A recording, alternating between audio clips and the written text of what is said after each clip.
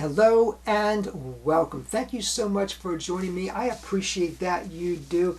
Today I'm addressing a question that was asked by, and please forgive me if I mispronounce this, Ionut Vas. It's spelled I-O-N-U-T, last name V-A-S. Asked the question, talk to me about transporting a show.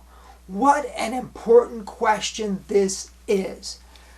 It's part of your show, folks. It's not enough to put together a routine, to put together a magic show, to rehearse that show to perfection.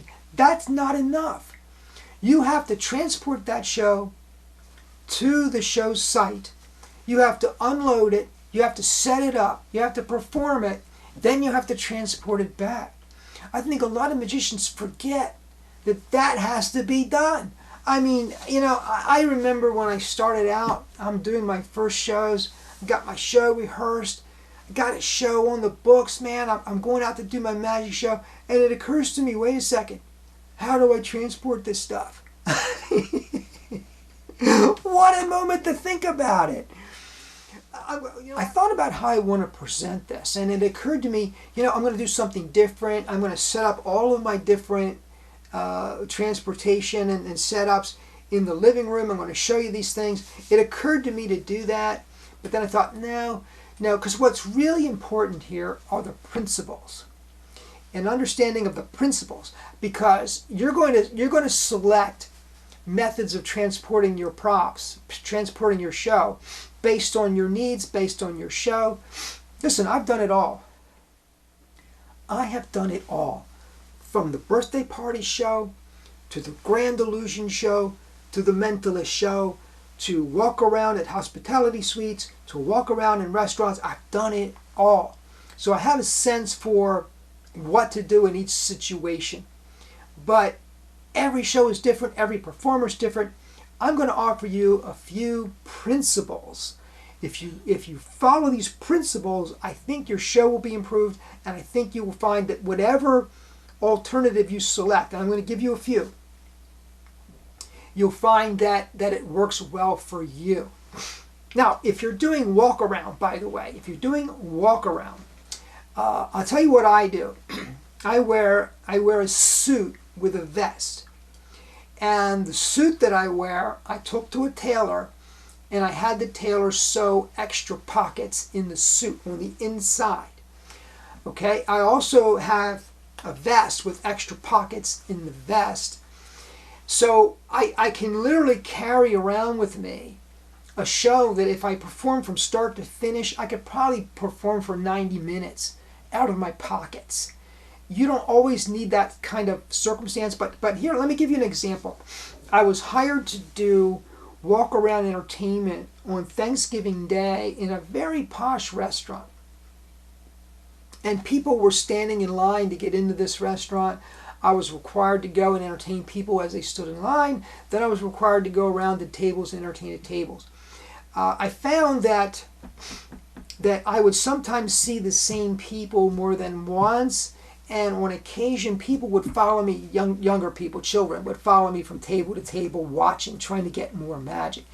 And so in a circumstance like that, which is very different than typical restaurant entertaining, I ended up using my material. I ended up using 90 minutes of material because I didn't want people to see the same thing twice.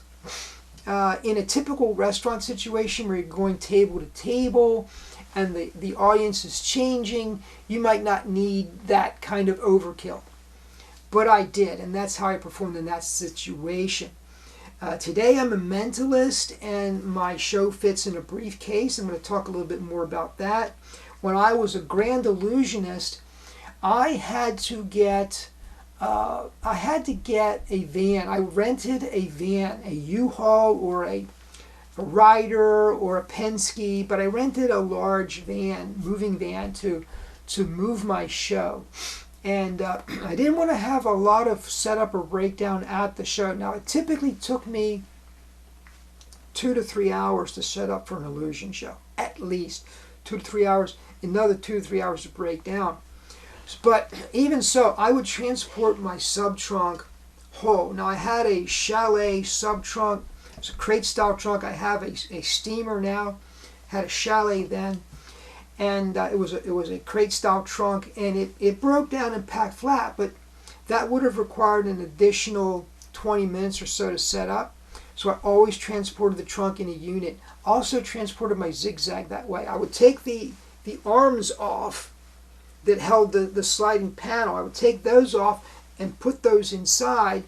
I created my own cases, particularly for the zigzag. It was basically canvas with foam lining sewn in between, so that it was cushioned that way. I would highly recommend, though, that you spend the extra money on crate style ATA style cases for your larger props. Make them custom, get the prop in there. But you want to transport the props pretty much as a unit if you can, so you have less time setting up. Now the birthday party show, this is very typical of a birthday party show. This is a contemporary. I don't have one of these. I have one similar that was made by, I think, Bill Steinecker back in the early 1980s, maybe late 1970s. He used to make them out of wood. They're beautiful. This one has like almost a carpeting on the surface. What's great about this is you can put a sign on the front and take it back off. Things adhere to this that you can just peel off and on. That's a great feature of this particular type of suitcase table. A lot of birthday party entertainers or children or family entertainers use this type of transportation. This particular table will cost you $400 if you buy it from a dealer. It's very highly recommended.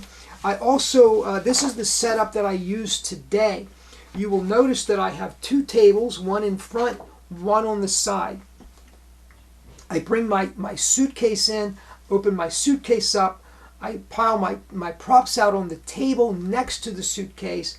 As I perform with a prop, I place it in the suitcase.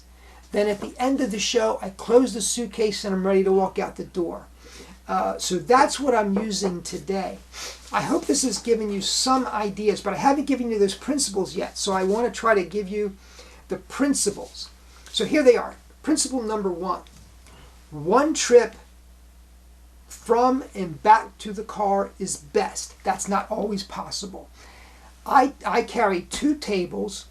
I carry the tablecloths that go with the tables. I carry a Bose sound system, microphone. I carry my props. I can get them in and out in one carry. I really can. You can use a dolly, you can use a cart, you can use all sorts of variety of things, but you want to try to do it in one trip. Why? Why? People will want to play with your stuff if you leave it behind, if you're not there to watch it. They will. They'll get curious. They'll get their fingers into it. You just want to avoid that. You want to avoid that kind of thing. So if you can do it in one trip, great. If you can't, now with the bigger show, when I did the Illusion show, I had at least 2 people with me on the show. So I had people that could stay with props while I loaded something else. Number 2, instant reset so I can be ready for the next show.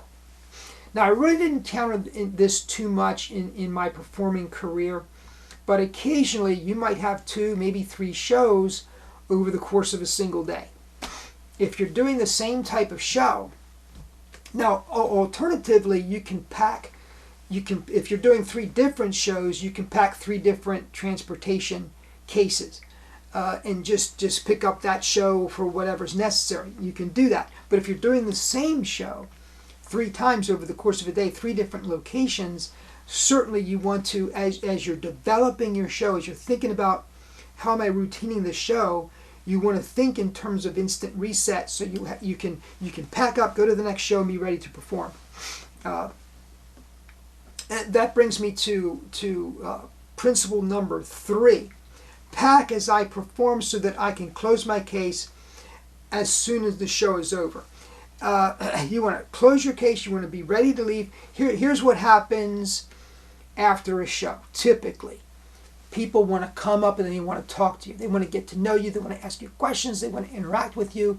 You don't want to have sensitive props laying out when that happens. So as you perform, you want that prop to go exactly where you want it to be for transportation to your next show or transportation home. Once the show is over, close that case, get it shut, and entertain the audience members that come up to talk to you. Focus on those people. Now, let me go back a little bit to principle number 2, instant reset. Here's the thing. When it comes to transporting magic, this has to be rehearsed along with your show. You need to rehearse unpacking, setting up, performing, packing, leaving. That's all part of your show, okay?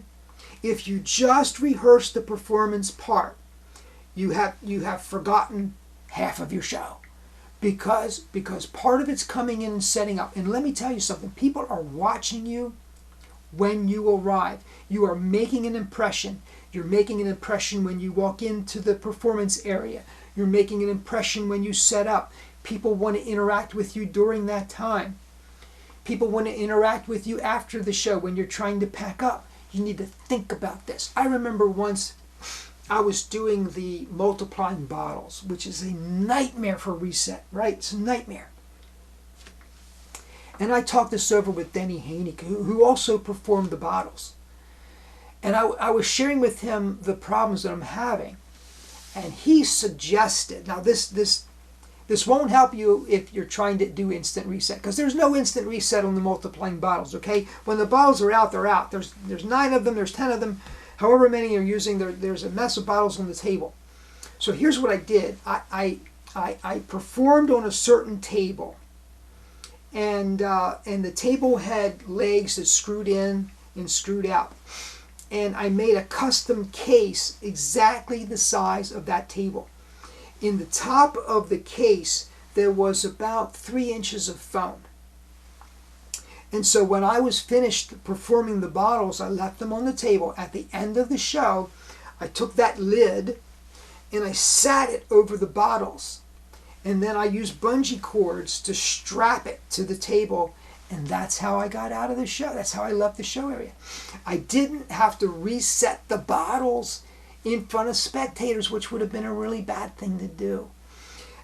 So it's all about planning. It's all about putting your show together with a mind to transporting. You know, you really have to think about it when you're selecting your material, when you're rehearsing your material. Think about how you're going to get it in and how you're going to get it out and how you're going to transport it. I've always wanted, but never done, I've always wanted a custom case. Imagine this. I actually talked to a builder about it, and he wanted to charge me $800, $900, and I thought, nah, I'm not going to pay that for it. But what it is, you have a, you ever see like a bookcase? This bookcase, by the way, has adjustable shelving. And what it has is holes up here. So you can put the shelving brackets in the various holes and move the shelves up and down. So I'm envisioning a case that allows for the adjustment of the shelves, but not only vertically but horizontally as well, because you want to make compartments for each prop you're using.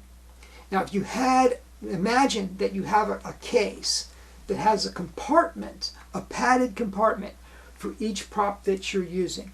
You take the prop out, you work with it, you put it back, you're done. It's fantastic. I haven't done that yet. The reason why you want it fully adjustable, both vertically and horizontally, is because, at least me, I'm always changing the show. All right? I almost never do the same show. Say that 20 times. Same show twice. I almost never do that. So, spend as much time, energy, and creativity on your cases as you do on your props. That's what I'm saying here. Rehearse with your cases. Rehearse getting in, rehearse setting up, rehearse the show, rehearse tearing down, rehearse getting out. Rehearse that. You need to rehearse retrieving and returning your props as much as you rehearse your effects. Folks, that's my 10 cents on transporting the magic show. I hope you enjoyed it. Thank you so much for joining me. I appreciate that you watch. Please subscribe if you've not done so already. Please comment down below. I will see you next time.